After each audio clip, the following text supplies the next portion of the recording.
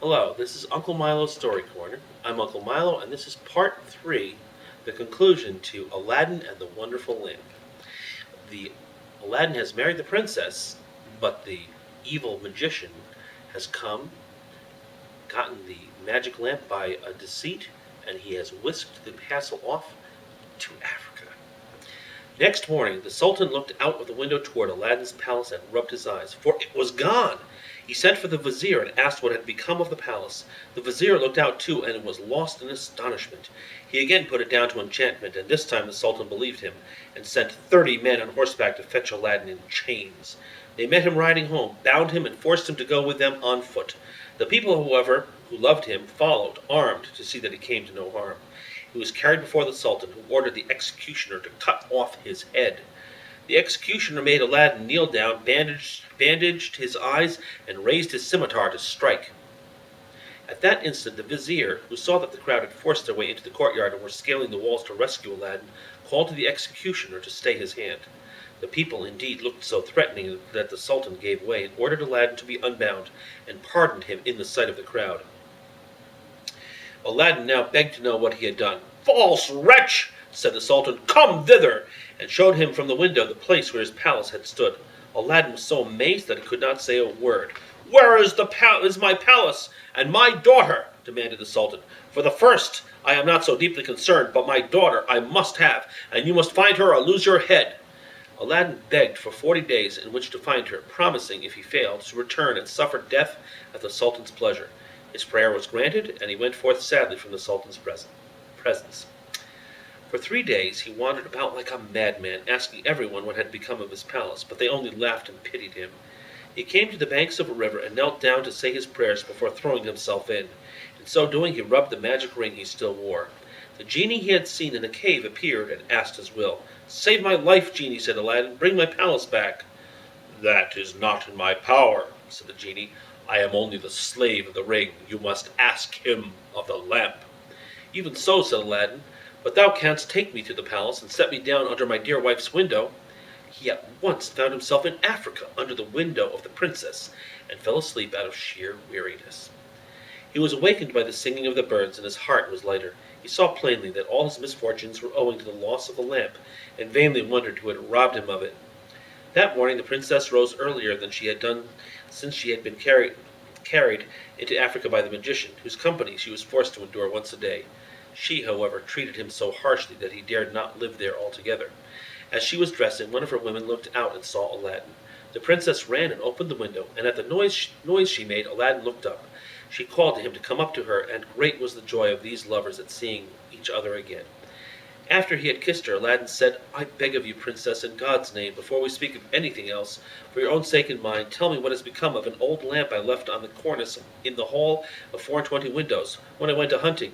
"Alas," she said, "I am the innocent cause of our sorrows," and told him of the exchange of the lamp. "Now I know," cried Aladdin, "that we have to thank the African magician for this. Where's the lamp?" "He carries it about with him," said the princess. "I know, for he pulled it out of his breast to show me. He wishes me to break my faith with you and marry him, saying that you were beheaded by my father's command. He is forever speaking ill of you, but I only reply by my tears. If I persist, I doubt not but he will use violence."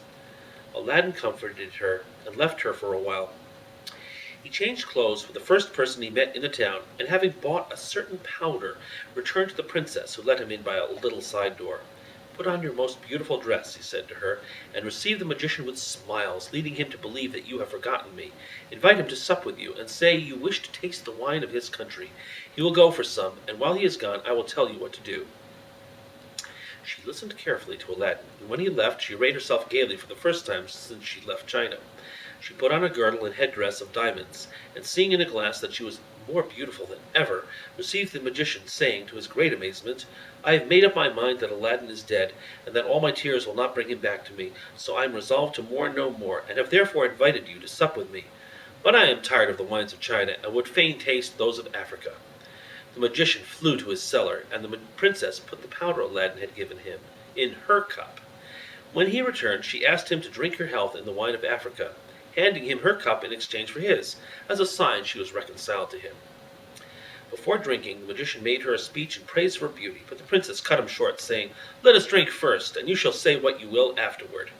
She set her cup to her lips and kept it there, while the magician drained his to the dregs and fell back lifeless. The princess then opened the door to Aladdin and flung her arms round his neck, but Aladdin put her away, bidding her leave him as he had more to do. He then went to the dead magician, took the lamp out of his vest, and bade the genie carry the palace and all in it back to China. This was done, and the princess in her chamber only felt 2 little shocks, and little thought she was at home again. The sultan, who was sitting in his closet mourning for his lost daughter, happened to look up and rubbed his eyes, for there stood the palace as before. He hastened thither, and Aladdin received him in the hall of the 24 windows, with the princess at his side. Aladdin told him what had happened, and showed him the dead body of the magician, that he might believe. A 10 days' feast was proclaimed, and it seemed as if Aladdin might now live the rest of his life in peace. But it was not to be. The African magician had a younger brother, who was, if possible, more wicked and more cunning than himself. He traveled to China to avenge his brother's death, and went to visit a pious woman called Fatima, thinking she might be of use to him. He entered her cell and clapped a dagger to her breast, telling her to rise and do his bidding on pain of death. He changed clothes with her, colored his face like hers, put on her veil, and murdered her, that she might tell no tales. Then he went toward the palace of Aladdin, and all the people, thinking he was the holy woman, gathered round him, kissing his hands and begging his blessing.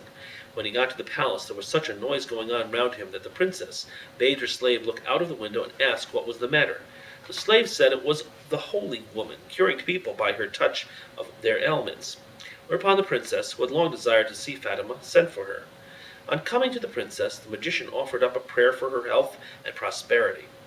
When he had done, the princess made him sit by her, and begged him to stay with her always. The false Fatima, who wished for nothing better, consented, but kept his veil down for fear of discovery. The princess showed him the hall, and asked him what he thought of it. "It is truly beautiful," said the false Fatima. "In my mind it wants but one thing." "And what is that?" said the princess. "If only a roc's egg," replied he, "were hung up from the middle of this dome, it would be the wonder of the world." After this, the princess could think of nothing but the roc's egg, and when Aladdin returned from hunting, he found her in a very ill humor. He begged to know what was amiss, and she told him that all her pleasure in the hall was spoiled for the want of a roc's egg hanging from the dome. "If that is all," replied Aladdin, "you shall soon be happy." He left her, and rubbed the lamp, and when the genie appeared, commanded him to bring a roc's egg. The genie gave such a loud and terrible shriek that the hall shook. "Wretch!" he cried, "is it not enough that I have done everything for you, but you must command me to bring my master and hang him up in the midst of the dome? You and your wife and your palace deserve to be burnt to ashes, but that this request does not come from you, but from the brother of the African magician whom you destroyed. He is now in your palace disguised as the holy woman whom he murdered. He it was who put that wish into your wife's head. Take care of yourself, for he means to kill you." So saying, the genie disappeared. Aladdin went back to the princess, saying his head ached, and requesting that the holy Fatima should be fetched to lay her hands on it. But when the magician came near, Aladdin, seizing his dagger, pierced him to the heart. "What have you done?" cried the princess. "You have killed the holy woman."